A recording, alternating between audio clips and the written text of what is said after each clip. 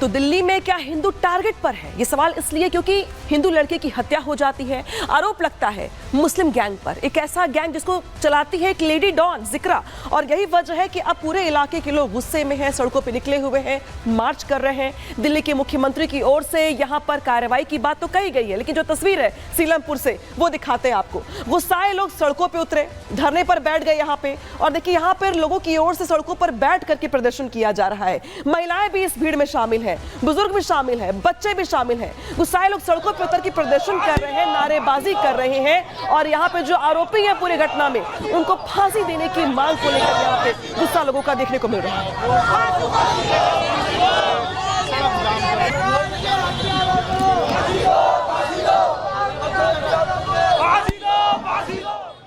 कुणाल की हत्या के बाद स्थानीय लोगों में काफी ज्यादा आक्रोश देखने को मिल रहा है, और तस्वीरों में देख सकते हैं कि स्थानीय लोगों ने सड़क जाम कर दी है। सड़क पे सभी स्थानीय लोग जो है बैठ चुके हैं, और फांसी दो के जो नारे हैं वो यहाँ पर लग रहे हैं। Justice for Kunal from Seelampur Delhi. क्या सर, मेरा नाम रोहित है, हमें आरोपी की फांसी चाहिए सर। मेरा भतीजा मरा, कल को मैं ही मर सकता हूँ। फांसी की मांग कर रहे हैं? बिल्कुल, एनकाउंटर होना चाहिए या फांसी होनी चाहिए, वरना हम मर जाएंगे लेकिन यहाँ से उठेंगे नहीं, कुछ नहीं करेंगे हम यहाँ पे। पुलिस प्रशासन कुछ नहीं कर रहा है यहाँ पे।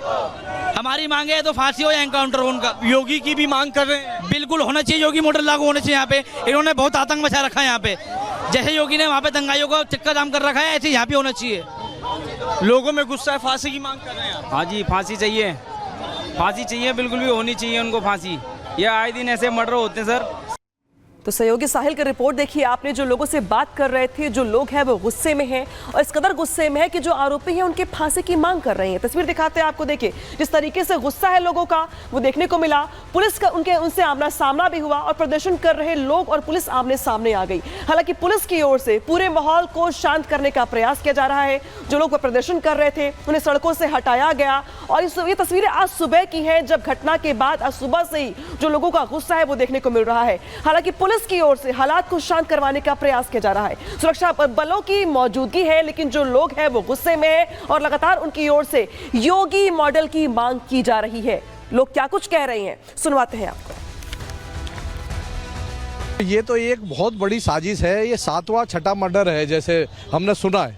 अब से पहले यहाँ देखो, एमएलए यहाँ का आप पार्टी का है, काउंसलर आप पार्टी का, उसका व्यापार है यहाँ नशे का व्यापार है, यहाँ बंदूकों का व्यापार है, यहाँ एक तारों का 2 नंबर का व्यापार है, यहाँ झुग्गियों में उनकी सप्लाई है। एक दहशत का माहौल फैलाने की कोशिश करते हैं। मुसलमान जब आते हैं, जब मर्जी मार करके चले जाते हैं, जब मर्जी मर्डर करके भाग जाते हैं, तो हम तो खतरे में हैं। हिंदू तो ये कहता है कि नहीं कोई नहीं, हिंदू मुस्लिम भाई भाई, हम तो भाई भाई करके मर रहे हैं, पर वो हमारी गर्दन पे कब छुरी चला जाते हैं हमें पता भी नहीं चलता है। योगी मॉडल का जिक्र कर रहे थे, आप भी चाहती हैं योगी मॉडल? बिल्कुल, हम चाहते हैं वो यहाँ आए, ये देखे, ये सब चीजें देख के कुछ सपोर्ट करें हमारी। वो चाहते हैं मिनी पाकिस्तान बनाना।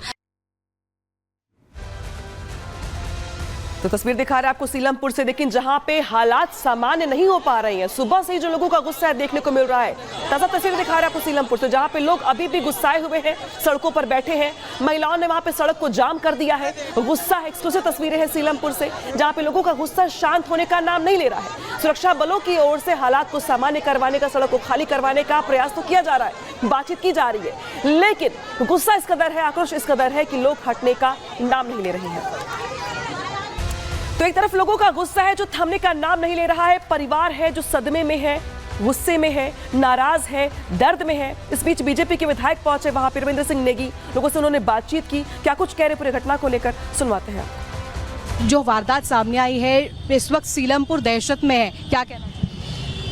नहीं, बिल्कुल परिवार के साथ खड़े हैं। हम लोग यहाँ पे आए हैं और परिवार को पूरा भरोसा दिया है, और कानून अपना काम कर रही है, प्रशासन अपना काम कर रहा है। किसी को भी आरोपियों को छोड़ा नहीं जाएगा, और जल्द से जल्द गिरफ्तारी होगी, और इसमें जल्द से जल्द जो भी कार्रवाई होनी है वो होगी। यहाँ पे हम देख रहे हैं पोस्टर्स हैं, यहाँ पे पोस्टर लगाए गए। हमने बोला किसी को जाने की जरूरत नहीं।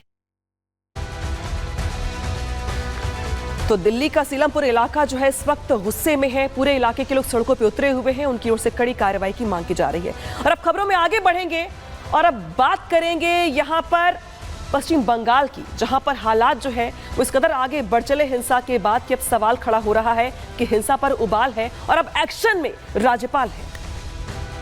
तो देखिए यहाँ पे पश्चिम बंगाल में जिस तरीके से मुर्शिदाबाद में हिंसा हुई और उस हिंसा के बाद तमाम सवाल खड़े हुए पश्चिम बंगाल की सरकार पर, कानून व्यवस्था पर, क्योंकि जिस तरीके से उपद्रवियों ने वहां पे उपद्रव किया, आगजनी की, तोड़फोड़ की, इसके बाद अब पश्चिम बंगाल के जो राज्यपाल हैं वो एक्शन में है। आज पश्चिम बंगाल के राज्यपाल पहुंचे हैं लोगों के बीच में, जहां पे उनकी ओर से लोगों का हाल जानने का प्रयास किया गया। लेकिन तस्वीर जो है मुर्शिदाबाद की दिखा रहे हैं आपको हम, जहां पे हिंसा जो प्रभावित इलाके हैं वहां पर फोर्स को तैनात किया गया है और हालात और ना बिगड़े इसका पूरा प्रयास किया जा रहा है। और देखिए तस्वीर दिखा रहे हैं मालदा की आपको, जहां पे शरणार्थी कैंप की तस्वीर है ये, और इस कैंप में दंगा पीड़ित हिंदू मौजूद दिखाई दे रही हैं, जो मजबूर हो गए अपना घर बार छोड़कर स्कूल में शरण लेने के लिए।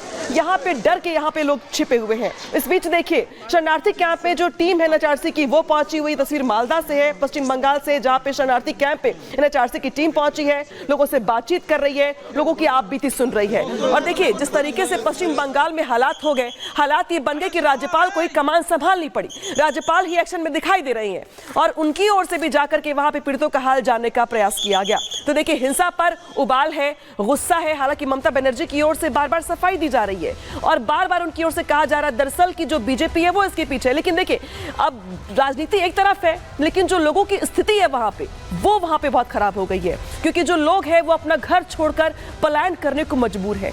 कई इलाके ऐसे हैं जो हिंसा से प्रभावित है। तो देखिए यहाँ पे हालात क्या है।